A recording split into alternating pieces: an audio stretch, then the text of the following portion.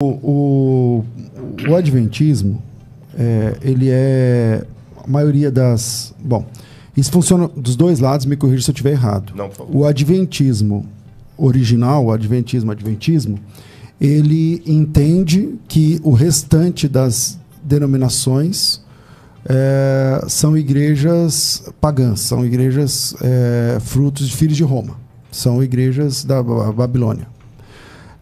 Essa é a visão. Eu vou passar para o Rodrigo, o pastor Rodrigo, ele vai responder como adventista, né? Então, o adventismo enxerga... Porque o adventismo é uma fé restauracionista. Eles entendem que estava tudo perdido. E aí, Deus chamou a senhora White, e aí, a partir das visões, tal, começa um novo modelo de igreja. E essa igreja é a igreja... eu não lembro como eles falam lá, mas é a igreja remanescente. Ok. Por outro lado, então, é isso que você está falando na história, acontece agora. Então, por exemplo, por outro lado, o restante das igrejas, das denominações, inclusive anteriores ao adventismo, tipo batistas e tal, não reconhecem o adventismo como sendo a mesma coisa. Assim como o adventista não reconhece o restante das igrejas, a maior parte das igrejas também não reconhecem o adventismo. Isso tem razão? Qual é a posição da Igreja Adventista e do Rodrigo Silva? Ótimo. Posso responder aqui? Opa. Em primeiro lugar, eu vou dar razão à sua percepção, sem nenhum partidarismo no sentido de puxar sardinha, né? Ellen White viveu no século XIX e início do século XX. Para eu falar de Ellen White, eu tenho que aplicar regras de hermenêutica sobre ela. Quando eu falo hermenêutica, não é que estou comparando ela com a Bíblia, não. Não, sim. Hermenêutica como ciência da interpretação. Assim como eu tenho que usar regras de hermenêutica também para falar de Lutero, para falar de Zwinglio, para falar até do movimento de Azusa Street, até de Jonathan Edwards. Porque aquele autor, ele está dialogando com o tempo, ele está usando linguagens daquele tempo, etc, etc. A linguagem de Ellen White é muito pesada realmente para falar das outras igrejas. Ela chama de igrejas caídas, filhos de Babilônia, blá, blá, blá. Só que quando você vai pegar, você nota três coisas em Ellen White. Em primeiro lugar, a linguagem pesada dela você encontra em toda a cristandade da época. Ele mesmo está dando um exemplo aqui. Se eu pegar a maneira, porque isso que é fora de contexto, que eu acho que alguns usam às vezes do Adventismo. Que é o que Ellen White fala. Você está recebendo o Rodrigo Silva? Que alguém até me chamou de cafetão do Adventismo, você sabe quem? Né? Que eu acho que, para quem não é um termo muito polido para se falar. Eu sou cafetão do adventismo. Olha, veja, eu vejo um cristão falando isso. Mas tá bom, vamos lá. Ele está falando, pega Ellen White, ela fala que as igrejas são filhas de Babilônia, são caídas e tudo mais. Ela fala mesmo. Aí fala mesmo. Aí a regra fica simples, igual você colocou. Vem cá, por que você quer que eu te reconheça como irmão, sendo que o adventista oficialmente não reconhece? Só que quando eu pego Ellen White dentro do seu termo, agora eu estou falando hermeneuticamente de Ellen White, não apenas pegando o texto isolado e jogando, eu vejo que Ellen White está usando uma linguagem pesada que era comum dessa época. Se eu pegar também os textos dessa época da briga dele, dos luteranos falando dos calvinistas, ou etc., ou o contrário, eu vou falar assim, olha, tá vendo? Olha o que a igreja luterana fala de vocês, calvinistas. Você tá pastor X da igreja presbiteriana e pastor Y. Quer saber o que ele fala? Ele não conta isso para você. Segunda coisa que eu tenho que ver em relação a Ellen White, como ela vai modificando os tons que ela usa na linguagem dela ao longo da época. Você tem uma Ellen White de 1827, quando ela nasce, e aí ela tem a primeira visão dela, questão de 1843, 44 ali, o Miller e tudo mais, até a organização da Igreja Adventista em 1863. Você vê uma Ellen White muito agressiva para falar assim, não temos que perder tempo, Jesus está voltando, temos que pregar o evangelho, não vamos perder tempo com escola, não vamos perder tempo com nada, não vamos comprar nada. Até contra a organização da igreja. De 1863, quando eles veem que a igreja Jesus não voltou, aquela coisa toda e tal, e que a gente pode ser que fiquemos mais tempo na Terra, e ficamos aqui até hoje, até 1888, você já vê uma Ellen White que ela muda o tom nos escritos dela. E tem uma meia-culpa que eu vou falar dos adventistas, vou falar qual é. Chama-se compilações. Que às vezes pegam compilações de um texto que ela escreveu em 1800 e bolinha, com 1900 e coisa. O César falando uma coisa num programa e um pedaço aqui hoje, eu recortando, eu posso criar uma artificialidade. Você não está falando que a Ellen White mudou a opinião dela, né? Não. Porque ela não mudou, eu acho. Não, veja bem. Algumas coisas ela mudou de opinião. Algumas coisas ela mudou. E eu vou dar registros para você. Vou dar fontes. Minto. Não vou dar fontes, que eu não tenho as fontes, assim, capítulo tal, pai. Então eu vou fazer. Citar Vou pedir a licença a só de citar Ellen White sem dar a fonte aqui, mas eu posso dar depois em particular, se você quiser. Não é que ela mudou. Não é que ela mudou de opinião, mas a forma como colocar a coisa, ela viu que não era bem daquele jeito. E eu vou até chegar numa coisa que vai surpreender vocês. Nessa fase aí, ela fala: a igreja está atrasada. Temos que construir colégios, temos que construir, mandar missionários para além mar e tudo mais. Em 1888, tem uma crise tremenda na igreja adventista, que quando veio a pregação da justificação pela fé. 1888. 1888. Crise de Minneapolis. E Ellen White ficou ao lado de quem estava defendendo a justificação pela fé, que era o Wagner Jones. Mas a maneira como eles estavam apresentando era uma maneira tão radical, tão desrespeitosa com os mais velhos, que ela, em público, falou com eles: olha, vocês estão certos biblicamente, mas estão errados na maneira de apresentar a Bíblia. E Ellen White começa a sistematizar uma coisa ali, que é como deveria ser a defesa de uma verdade cristã. E eu vou dar 2 exemplos que aconteceram nessa época. Nesse decênio agora de 1988 até 1900 e pouquinho. Primeiro, o Butler, que era o presidente da Conferência Geral, queria debater com esses dois sobre justificação pela fé. E tinha um problema, que era a lei em Gálatas. Aí o Butler tinha uma posição que ele lembrou que foi algo que Ellen White tinha escrito uma carta para ele. E ele queria dar essa cartada de Ellen White. Aí ele falou: irmão White, eu perdi a sua carta. A senhora podia me mandar uma cópia, que eu quero usar o seu argumento para fritar aqueles dois lá. Ela respondeu para o Butler assim: foi providencial de Deus que você tenha perdido a minha carta. Porque os escritos da irmã White, ela falava de si mesma na terceira pessoa, não devem ser usados jamais para decidir questões teológicas. Deixe que a Bíblia, e tão somente a Bíblia, fale. Eu estou dando um exemplo, mas ele não é o único. Eu podia ficar até 2 horas da tarde. Isso é bom. Eu tenho as fontes de tudo isso. Deixa a Bíblia falar. Eu podia dar outros exemplos. Esse exemplo não é um filho único no deserto. Tá certo? Quero só que saiba que é um exemplo de outros. Deixa a Bíblia falar. Que a Bíblia tão somente fale. Não são os meus escritos. E ela não levantou a bandeira da justificação pela fé ao lado deles publicamente, porque ela queria que o pessoal chegasse à conclusão a partir de um estudo da Bíblia e não a partir, a senhora White disse. Quando chegou na virada do século, do século XVIII, não, perdão, 19 para 20, aí tem a crise do ômega, que é quando Kellogg, lá em Battle Creek, começa a pregar panteísmo na igreja, uma série de coisas e tudo mais. Foi uma grande crise. Ela chegou a suspeitar, ela falou assim, que talvez Deus iria chamar um outro povo, que não os adventistas. E ela fala que ela sofreu pelo nosso povo. E aí eu quero abrir um parênteses para colocar uma outra coisa. Você não respondeu a minha pergunta. A minha pergunta foi assim, ó. Qual é a posição da igreja adventista hoje sobre as demais igrejas? Eu vou te dar, porque eu queria primeiro historiar a Ellen White, mas eu não fugi dela, não. Eu tô com isso. Se eu for muito prolixo, pode cortar. Não, tudo bem. Eu vou chegar nela. Aí, nessa época, 2 coisas importantes. A Sor White falou, ela pediu o grande conflito de volta, que já estavam gastos os tipos da época. Ela falou assim: a gente tem que reescrever essa linguagem, está muito pesada. Não é dessa forma que vamos atacar as pessoas e tudo mais e tal. Papistas tinha uma maneira muito dura para falar do papado. Tanto é que hoje existem alguns movimentos dissidentes do adventismo que nos acusam de adulterar o livro de Ellen White, porque falam que o grande conflito original foi o antes da revisão, aí, que é o grande conflito pesado. Que a gente está amaciando a linguagem para os católicos, a gente está sendo acusado disso. Então, mas essa Ellen White que você está falando parece não ser conhecida do próprio adventismo. Não, eu concordo. Aqui, os meus irmãos adventistas que estão assistindo, eles têm que aprender isso. Veja bem, eu creio, não vou vergonhar no seu evangelho de falar isso aqui, no seu programa, já falei isso no privado para você. Não, fique em paz. Não, e a gente conversa muito numa boa. Para mim, Ellen White recebeu o dom de profecia. Eu posso depois dissertar o porquê disso. Mas só para não fugir do assunto, deixar bem claro, eu sou adventista do 7º dia, eu creio que ela recebeu o dom de profecia. Eu só estou apresentando uma Ellen White histórica que eu admito para você. Tanto dentro de alguns fóruns adventistas, quanto no mundo exterior, não é a Ellen White que é apresentada. É uma Ellen White meio louca, maluca e tudo mais. Mas quando você faz uma hermenêutica dos escritos dela, você, peraí, não é bem assim. Até para os adventistas. E aqui tem uma coisa importante que eu quero dizer. Ela julgou uma linguagem dura falar das igrejas caídas, mas se você pegar os textos de Ellen White, num livro, por exemplo, Testemunhos Seletos, que ela fala da própria igreja adventista, ela desce o sarrafo de tal maneira que se ela estivesse pregando isso ao vivo, eu ia sair lá todo machucado. Tanto é que tem um movimento chamado Adventistas da Reforma, que começou em 1914, e os Adventistas da Reforma usam os textos de Ellen White para falar que a igreja adventista é uma igreja caída. É isso mesmo.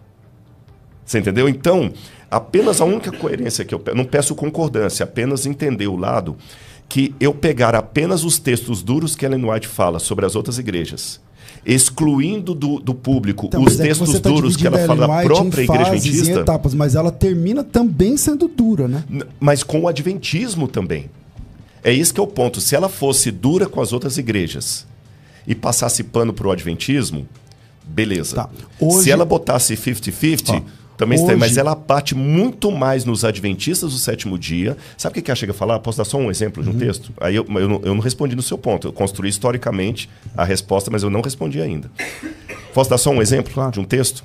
Ela fala o seguinte: nenhum em 20 dos que estão com seus nomes escritos nos livros da igreja estão preparados para a crise final. Sabe qual é a igreja que ela está falando? Assembleia de Deus? Adventista do sétimo dia. Eu não sou bom de matemática, mas se fosse 1 em 20, seria 5%. Ela diz que nem 5% da igreja adventista estava preparada para... E outra, no grande conflito, ela fala, ao aproximar-se a tempestade, uma classe numerosa, e ela está falando da igreja adventista, dos que têm professado fé na mensagem do terceiro anjo, não é você. Não é o assembleiano, isso é adventismo. Pulará para as fileiras do adversário. E ela vai mais além. E ela não fala, como muita gente pensa, o buraco deles vai vir pela conversão de outros. E aqui tem dados da vida de Sr. White que perpassa todas essas fases que pouca gente conhece. Por exemplo, sabia que o casamento da Sr. White, o casamento do filho da irmã White foi feito por um pastor, agora eu só não sei se ele é batista ou metodista. Eu tenho que checar a fonte, é um desses dois. Eu sabia. Na Austrália. E sabe quem convidou o pastor para fazer o casamento? A própria Ellen White. Sabe quantos membros da família da Sr. White se tornaram adventistas? Fora filhos e marido? A maioria não era, né? Ninguém. Ninguém. Tem uma carta dela, que essa eu já mencionei para você uma vez no privado, que ela escreve uma carta para a irmã gêmea dela, Elizabeth, que tinha saído da igreja metodista com o marido. Falando para ela voltar. Volta para a igreja do Senhor. E era a igreja metodista. Então, assim, pegar Ellen White com os textos fortes dela como sendo todo é a mesma coisa de pegar o Antigo Testamento. É esse o ponto. Agora eu vou responder a sua pergunta. Hermenêutico, que eu fico chateado. Se eu pegar algumas passagens bíblicas fora de contexto, sem hermenêutica, que muitos ateus fazem, a Bíblia é o livro mais esdrúxulo do mundo. Porque você tem na Bíblia Deus mandando matar criança de peito, Deus mandando apedrejar quem transgrediu o sábado. Você tem na Bíblia Deus falando que se a menina for violentada pelo cara, o cara tem que casar com ela, não sei o quê. A mulher que foi acusada de adultério tem que beber uma coisa amarga. Se eu pegar esses textos bíblicos, como alguns inimigos do adventismo pegam os textos de Ellen White... eu estou falando do método. Se eu pegar os textos bíblicos como eles pegam, eu vou tornar a Bíblia o livro mais hediondo. Aí como é que eu faço quando um ateu me apresenta um monte de texto complicado da Bíblia? Eu falo, peraí, vamos ver texto a texto, hermenêutica. Como é que está no original, como é que era a época. É isso que eu gostaria de fazer com Ellen White. Ponto. Agora eu vou começar a resposta. A posição da igreja hoje sobre as outras igrejas. Pena que, como eu não vim preparado para essa pergunta, eu não tenho os textos comigo, mas vou citá-los de cor. Mas o nosso assunto era falar sobre apologética. Sim. Não, mas não está fugindo, não. Não está fugindo, não. Não está sendo deselegante, não. De maneira nenhuma. Porque, às vezes, é bom você falar e mostrar a página e tudo, e falar só de cor, assim. Se você pegar o próprio Nisto Cremos, que é uma péssima tradução em português, porque em inglês é Seventh-day Adventists Believe. E para quem sabe inglês, sabe que believe é diferente de creed. Porque os adventistas não têm credo, têm crenças. É que em português não tem a diferença entre... Em inglês tem. E eles traduziram nisto cremos, mas no original é nisto acreditamos. Você tem lá que Mateus 24:14, e será pregado o evangelho do reino, é um chamado para todas as igrejas cristãs que têm missionários ao redor do mundo. Isso em português? Em português, inclusive. Depois você me cobra... Eu te mando a fonte. Falando... Okay. E isso está não só no Nisto Cremos, como em declarações oficiais da igreja, manual da igreja e tudo mais. A igreja adventista quer cooperar com outros para a pregação do evangelho. Outro detalhe, nunca é dito que a pessoa vai ter que se tornar adventista para ser salvo, mesmo na época do decreto dominical. Não existe isso. Na época do decreto dominical, talvez nem vai existir igreja. O que vai ter na época do decreto dominical é um povo sendo perseguido pelo anticristo. Eu vou usar uma linguagem mais geral agora, que talvez nem vão estar presos à CNPJ. Estou usando uma linguagem rodriguiana, mas que está de acordo com os documentos da igreja. Agora, qual que é o problema? Que aí, para ser honesto na sua resposta, eu tenho que falar o lado bonitinho da igreja, não tenho que falar o lado feio também. Qual que é o lado feio? Nós não temos na igreja adventista a teologia whiteana, como você tem teologia wesleyana, teologia luterana, teologia calvinista. O próprio nome já indica teologia calvinista, porque são os pensamentos de Calvino pela Bíblia, luterana. A igreja adventista nunca teve teologia whiteana, no seminário não tem essa cadeira. Mas existem, sim, grupos de adventistas, que sim, eu vou estar sendo um hipócrita se não admitir isso, que colocam Ellen White em pé de igualdade com a Bíblia ou até superior à Bíblia. Existe isso sim. Se eu falar que não, estou mentindo. Tá como certo? Católicos que colocam Maria como uma semidivindade e a teologia católica oficial. Exatamente. Agora, a única coisa que eu peço é o seguinte, vejam o que a igreja diz oficialmente e lembrem também. Quando eu falo o que a igreja diz mundialmente, a igreja adventista tem uns 22 ou 24 milhões de membros no mundo. É uma igreja pequena, comparada a batista, católica e tudo mais. Mas mesmo essas igrejas tradicionais, você vê que é difícil ela manter a unanimidade 100% do discurso. Haja vista, pegando a igreja batista, hoje quando você fala que é batista, você tem que refinar, porque tem batista do Calvário, batista da Lagoinha, batista confessional. Mas do ponto de vista da... Oficialidade? Como instituição, institucionalmente, oficialmente. Oficialmente... Eu faço parte de uma seita para vocês, não é? Não. É aí que está a questão. O que acontece? Então por que eu não sou recebido como irmão? Bom, depende por quem. Pela igreja. Eu estou falando institucionalmente, sim, tá, sim, Rodrigo? sim, tá. Porque você é a sua pessoa física, claro, é outra claro. coisa. Mas eu não sei se você fala pela igreja, mas eu não estou perguntando pela igreja. Isso eu não posso falar. Não, mas não, você está perguntando pela igreja. Não, a pergunta do Rodrigo você já sabe. Não, como você enxerga que a igreja se comporta. Tá, então vou... Mas porque, por exemplo, a sua pergunta é muito importante. Você falou assim, tem um calvinista e um arminiano, e os dois pensam diametralmente opostos, porque sobre soteriologia, que é uma doutrina importante, né, quem chama quem aceita quem não sei o que lá, os dois pensam, estão em lados diferentes do tabuleiro, mas vocês entendem que são irmãos. Por que isso não acontece com o adventismo? Olha, porque o adventismo mesmo não reconhece, por ele mesmo, no seu nascedouro, ele já se apresenta como uma denominação restauracionistas, quer dizer, está todo mundo errado, nós é que temos a verdade. Isso também acontece com... Na prática, todos foram restauracionistas.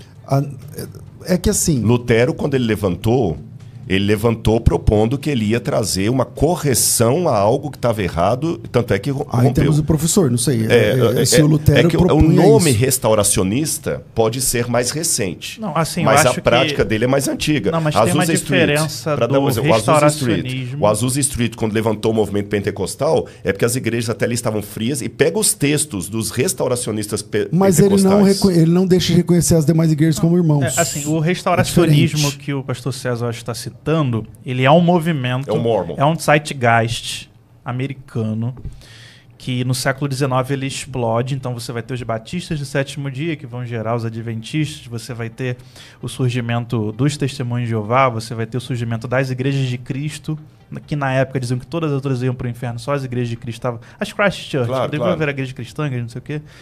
Então, esse movimento restauracionismo, que gera várias denominações, ele não reconhece a salvação no outro. Só que esse é um movimento que até atingiu, por exemplo, a Igreja Batista, porque surgiu o landmarquismo, que você só é salvo se estiver na Igreja Batista. Os presbiterianos passaram por isso também nos Estados Unidos, só reconhecendo como salvos presbiterianos, congregacionais e Dutch, os holandeses. Pra você ter uma ideia, seja, sabe qual... Isso não é exclusivo do adventismo. Isso é um detalhe. Porque eu quero acentuar assim, o nome pode ser mais recente, mas a prática não diz que é mais antigo. Você, ao historiar, e fez muito bem a discussão de presbiterianos e luteranos lá atrás, você usou a expressão. Uns diziam, quem não crê nisso, vai para o inferno. Isso, para mim, pode não... É como se, assim, o nome Trindade não está na Bíblia. Mas a doutrina da Trindade está na Bíblia. O nome restauracionismo, em termos históricos, eu concordo com você, que é um movimento americano, moderno, século tal. Mas, assim, as raízes dele eu já encontro no cristianismo em várias vezes. Pega os cátaros e albingenses, a maneira como eles se referiam a si e aos demais. Mas, assim, o que eu acho que é interessante é a evolução denominacional. Posso falar? Ou estou falando demais? Não, eu falei assim porque eu gostei disso. Mano, porque o que não acontece? Evolução de Darwin, viu, gente? Sabe qual foi o primeiro encontro ecumênico brasileiro?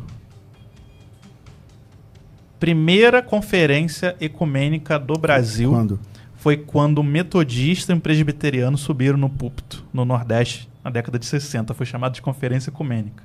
Porque aqui no Brasil, presbiterianos não achavam que os metodistas iam ser salvos, e nem os batistas achavam que os outros iam ser salvos, e todos eles também detestavam os pentecostais, e adventista não, desculpa, nem deveria existir. Eu vou deixar você concluir o seu pensamento, mas só ele está tornando mais claro a minha resposta do que eu. Eu não estou negando que a igreja adventista tinha esse comportamento, eu só estou colocando que ela não era única, isso era praticamente todo mundo. E todo assim, mundo era exclusivista. E botam que eram só os adventistas. Desculpa, é que eu quero que eu não estou dizendo que é só os adventistas. Não, você não. É porque eu estou respondendo... Você, eu já conheço o seu pensamento. Isso. Mas tem muita gente que me bate e vem, às vezes, até em diálogos com você, e fala o seguinte, os adventistas e os demais. O máximo que eles acreditam são os mormons, testemunhos de Jeová, e põe os adventistas e os demais. E ele está trazendo uma verdade histórica aqui, que esse erro adventista de exclusivismo era de todo mundo. Então, se eu vou bater no adventismo, eu vou bater em todo esse grupo que ele está falando. Que eu concordo com essa leitura. O que eu estou falando também é bom para o debate, porque, assim, historicamente, se a gente for pegar a reforma protestante, a gente chama tudo de protestantismo. Mas eles não se reconheciam, eles chamavam de religiões. Então, se você é reformado, você é da verdadeira religião cristã. Se você é católico, se você é luterano, se você é menonita, enfim... se você é anglicano, é outra religião ainda. Quando vem os Estados Unidos e vem imigrantes de todas essas denominações e vão juntos e começam a construir a nação, vai haver alguns eventos chamados Great Awakenings, grandes despertamentos, em que você vai ver um pastor de uma igreja fazendo um grande avivamento. Jonathan Edwards. Aquele metodista que eu sempre esqueço o nome. Oh my God. Não, o fundador do... O Murray? Não, o grande nome do metodismo americano. Esqueci agora. Mas, enfim. Você vai ter um pastor congregacional pregando na... Não. Você vai ter um pastor congregacional pregando na Batista, um pastor batista pregando na Metodista, um pastor metodista evangelizando o presbiteriano. E aí, pela primeira vez, você vai ter uma experiência de protestantes, que a gente hoje chama tudo de irmão, né? Um reconhecendo no outro que existe Deus ali. Então, isso é um fenômeno que acontece nos Estados Unidos a partir do século XVIII e XIX. Depois a gente vai ter, no século XIX, o surgimento das juntas de missões, que você tem muito mundo para evangelizar, pouco recurso. Aí se junta. E aí, quando tá lá no campo, meu amigo, missionário, na China, na Índia, não tem denominação, você vai precisar de cada um. Então, você vai ter outro encontro, alteridade. Congregacionais, com presbiterianos, com batistas, com metodistas. Então, todas as denominações cristãs, elas seguem um exclusivismo e todas elas vão se excomungar até determinado momento que você tem uma evolução não realmente... E aí eu vou citar uma experiência pessoal minha. Na Igreja Batista, a gente cresceu entendendo que adventista era seita e era heresia. Mas toda vez que o quarteto cantava... Arautos do Rei. Cantava Arautos do Rei. Toda vez que o coral cantava a Prisma. E aí veio a década de 2000, veio Leonardo Gonçalves, veio Raiz Coral.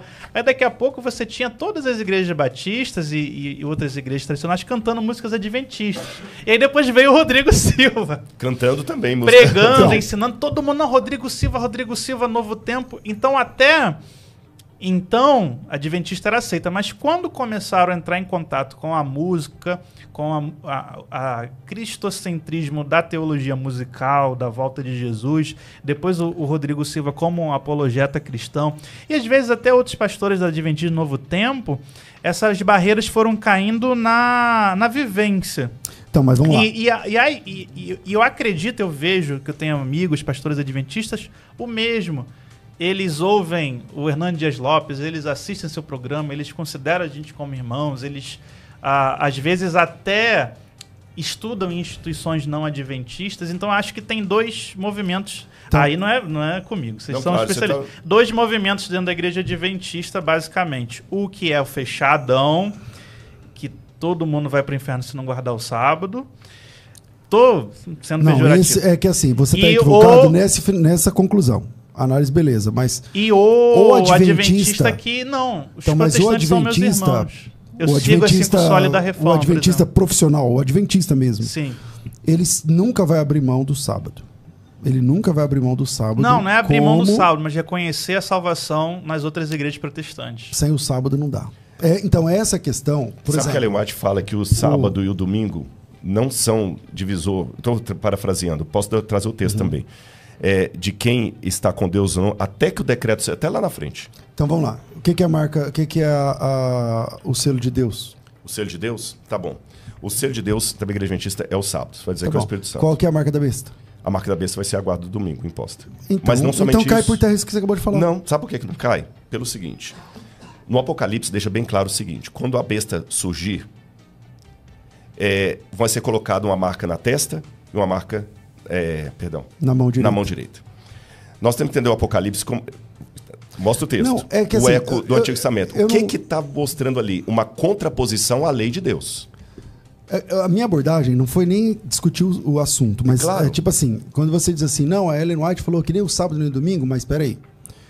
Para o adventista, quando eu brinquei aqui falando o adventista profissional, ele não vai abrir mão do sábado nunca. Então, não é fato. Então, tipo assim... a Ellen White diz que é o sábado ou domingo, não sei o que... Não, tá. Mas, com todo respeito, claro, para você, para o adventista, isso é um ponto salvífico. Isso é um ponto Deixa salvífico. eu te perguntar. Adorar a imagem de escultura para você é um ponto salvífico? Se você perguntar assim... se um adventista abre mão do sábado, fala, não sou sabatista. Eu entendi Romanos 14. Que Romanos 14 assim, um faz diferença entre dia e dia, o outro julga igual todos os dias. E Deus recebeu como seu. Está lá no texto. Aí, se você diz, não, a luz que eu recebi está lá em Romanos 14, eu julgo igual todos os dias. Todos os dias para mim é dia do Senhor. Tá bom. O adventista, não, esse irmão não vai ser, ele vai ter problema na igreja local. Ele vai ter problema na igreja local. Igreja local, claro que vai ter, pelo seguinte motivo. Vamos separar uma coisa aqui, César. Quando você fala igreja local, vamos falar CNPJ. Tá bom? CNPJ, para ser membro daqueles... Ele vai ter problema com a denominação. Tudo bem, mas vai ter problema com a denominação, mas isso não é nenhum demérito. Por quê? Seria uma incoerência para a igreja, que se chama Adventista do Sétimo Dia, deixar como membro dela alguém que não guarda o sábado. É a mesma incoerência que teria uma igreja Assembleia de Deus pentecostal ter como um assembleiano alguém que nega o batismo com o Espírito Santo. Então não significa ou a mesma situação mas de alguém batista. Está cheio na Assembleia de pessoas que não entendem que o batismo com o Espírito Santo é falar em língua. Não, mas tudo bem. Mas tudo bem. Não, eu tô falando assim, detalhes ali, detalhes. Mas oficial depende. Se tá tudo bem, eu tenho as minhas dúvidas. Na CGADB, não. Exatamente. Principalmente que hoje tem Assembleias de Deus. Tem Assembleia de Deus do cabelo, do coque, tem Assembleia de Deus... Agora eu vou te dar outro exemplo. Eu quero a sua igreja, você é um pastor de igreja. A mesma coisa que você colocou para mim. Manda. Se o adventista tiver, tá bom. Agora eu vou, na sua igreja, um irmão da igreja lá, cooperador, não sei quais os nomes que vocês usam, e ele falou o seguinte, olha, eu senti, na minha interpretação, que eu posso fazer a oração da Ave Maria na minha casa. Ele também vai ter problema como membro da sua igreja? Ou ele vai continuar passando lição de escola dominical, sendo que agora ele acredita que Maria é, de fato, a mãe de Deus e que Maria realmente é o que ele pode orar? E se ele decidir agora fumar? Vamos lá. Ele também vai ter problemas. Então, veja bem, vamos separar duas coisas aqui. Porque senão fica confuso na cabeça de quem está nos ouvindo. Terminar a pergunta, tá. Pode nós temos que separar o que são as regras de uma denominação. Por isso que eu estou insistindo no nome CNPJ, para você ser membro daquela denominação, e o que são requisitos para a salvação. Não é a mesma coisa. Por exemplo, para eu ser da igreja presbiteriana, está lá no credo da igreja presbiteriana, está no credo, eu tenho no meu computador ali para mostrar, que você tem que ser obediente a tudo que o presbitério dizer da igreja e tudo mais, você tem que... Então, se eu sou membro de uma igreja conservadora que não aceita bateria, ou que não, sei lá, qualquer coisa, ou que não aceita que mulher use calça comprida, ou que não aceita que mulher corte cabelo. São os usos e costumes daquela igreja. Para eu ser membro daquela igreja e coerente com o que aquela igreja apresenta, eu tenho que aceitar subscrever aquilo ali. Agora, isso não significa que a outra que está noutra igreja que corta cabelo vai para o inferno. Valeu por assistir até aqui. Se esse corte te abençoou ou fez pensar, compartilha com alguém que também vai curtir o conteúdo. Não esquece de deixar o like, se inscrever no canal, ativar o sininho para não perder os próximos vídeos. A gente se vê no próximo corte. Deus abençoe.